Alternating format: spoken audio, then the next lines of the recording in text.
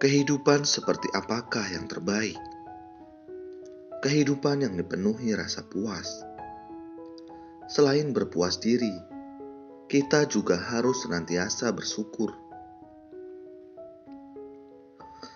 Orang yang tahu berpuas diri secara alami akan memiliki rasa syukur. Orang yang tahu berpuas diri dan bersyukur adalah orang yang paling dipenuhi berkah. Karena mereka tidak mengejar kekayaan ataupun kenikmatan hidup. Semakin banyak nafsu keinginan, semakin banyak pula penderitaan. Orang yang tahu berpuas diri tidak memiliki nafsu keinginan. Orang zaman dahulu berkata bahwa orang yang tidak memiliki nafsu keinginan akan secara alami berbudi pekerti tinggi. Ini hendaknya dijadikan sebagai teladan.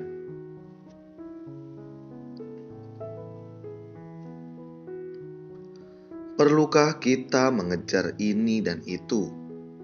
Tidak perlu. Terhadap kondisi kehidupan kita sekarang, kita hendaknya berpuas diri dan bersyukur. Dengan bersyukur kepada alam, semua orang, semua makhluk hidup, segala sesuatu dalam kehidupannya, seseorang akan merasa tenang, damai, dan bahagia. Jadi, orang yang tidak memiliki nafsu keinginan adalah orang yang paling kaya. Saat orang-orang sudah kaya akan materi, tetapi masih menginginkan lebih banyak, apakah mereka akan merasa puas? Tidak. Demikianlah kehidupan mereka. Apakah kekayaan materi membawa kebahagiaan bagi mereka? Tidak. Semakin banyak yang diperoleh, mereka semakin takut kehilangan. Mereka selamanya tidak akan merasa puas. Jadi, banyaknya nafsu keinginan membuat orang merasa tidak puas.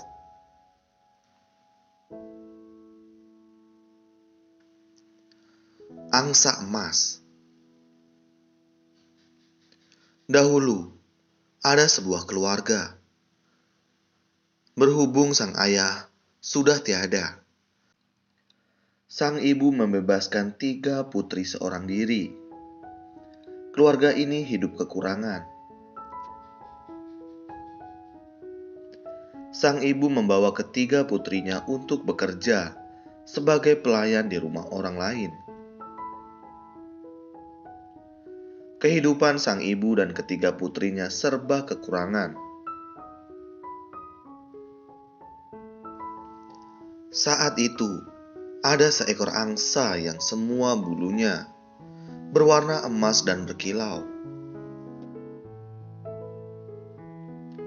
Suatu hari, angsa itu terbang ke hadapan mereka. Ia berkata kepada 3 gadis itu, "Di kehidupan lampau, aku adalah ayah kalian. Aku tahu bahwa ibu kalian bersusah payah untuk membesarkan kalian. Kalian dapat mencabut beberapa helai bulu dari tubuhku, lalu menjualnya untuk kebutuhan hidup kalian. Aku akan datang menemui kalian secara berkala, agar kalian dapat mencabut beberapa helai bulu untuk dijual.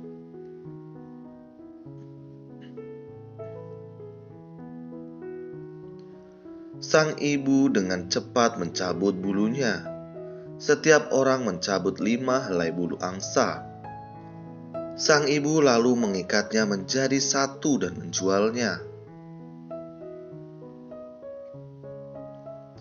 Hasil penjualan bulu angsa itu lebih dari cukup untuk kebutuhan mereka. Angsa itu datang setiap 3 hingga 5 hari sekali agar mereka dapat mencabut seikat bulu angsa emas. Karena itu, kehidupan mereka sangat stabil. Namun, suatu hari, angsa itu berkata kepada ketiga putrinya, "Manusia saja tidak dapat diandalkan, apalagi angsa emas ini.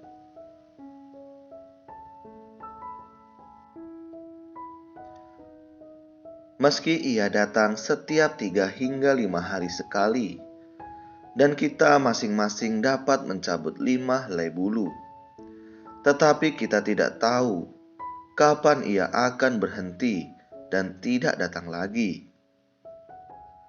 Jika ia datang lagi, kita cabut semua bulunya saja, agar kita dapat memiliki lebih banyak tabungan." Suatu hari, angsa itu datang lagi. Sang ibu menyuruh putri-putrinya untuk mencabut semua bulu angsa itu. Setelah tiada sehelai bulu yang tersisa, ia tidak dapat terbang atau kabur.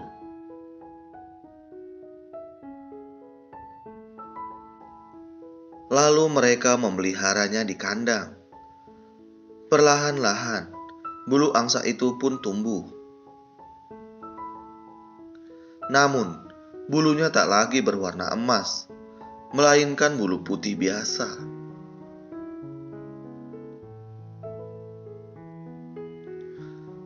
Berapa banyak materi yang bisa kita miliki di dunia? Itu di luar kendali kita. Itu bergantung pada karma dan jalinan jodoh kita di kehidupan lampau. Apa yang ditabur, itu yang dituai.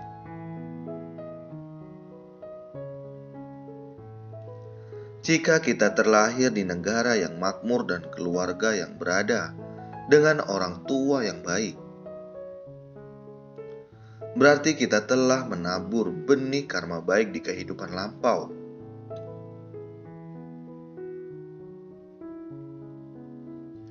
Bagaimana dengan jalinan jodoh? Jika kita memiliki jalinan jodoh baik, selain memiliki orang tua, saudara, dan teman yang baik, kita juga akan hidup berada.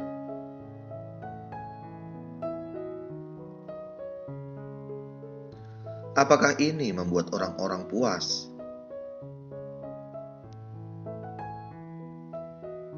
Manusia memiliki banyak tabiat buruk. Dalam kehidupan orang berada, terdapat banyak kekurangan. Ada sebagian yang tidak tahu berpuas diri dan tidak tekun melatih diri. Saat bergaul dengan teman-teman yang tidak baik, mereka akan tenggelam dalam kesenangan sesaat. Inilah kekurangan dalam kehidupan orang berada.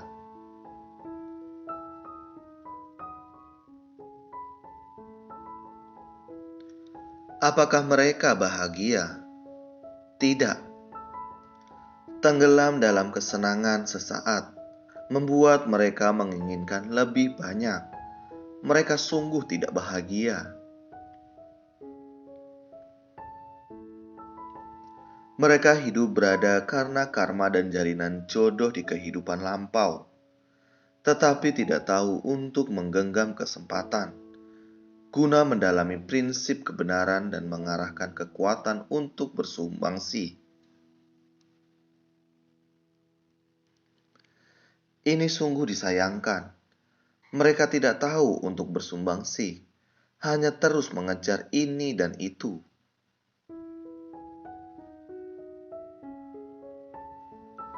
Saudara sekalian, apa pengaruh batin yang miskin atau batin yang kaya bagi kehidupan kita?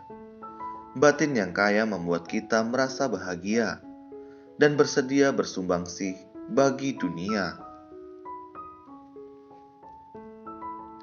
Sedangkan batin yang miskin membuat kita khawatir akan memperoleh dan kehilangan. Inilah prinsip kebenaran yang diajarkan oleh Buddha pada kita.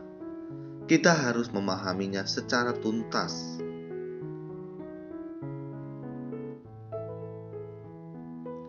Dengan wawasan yang luas, kita dapat menciptakan berkah bagi orang banyak dan orang yang kekurangan materi, tetapi kaya batinnya. Ada pula orang yang kaya secara materi, tetapi miskin batinnya. Kita hendaknya memahami bahwa hati adalah pelopor segalanya.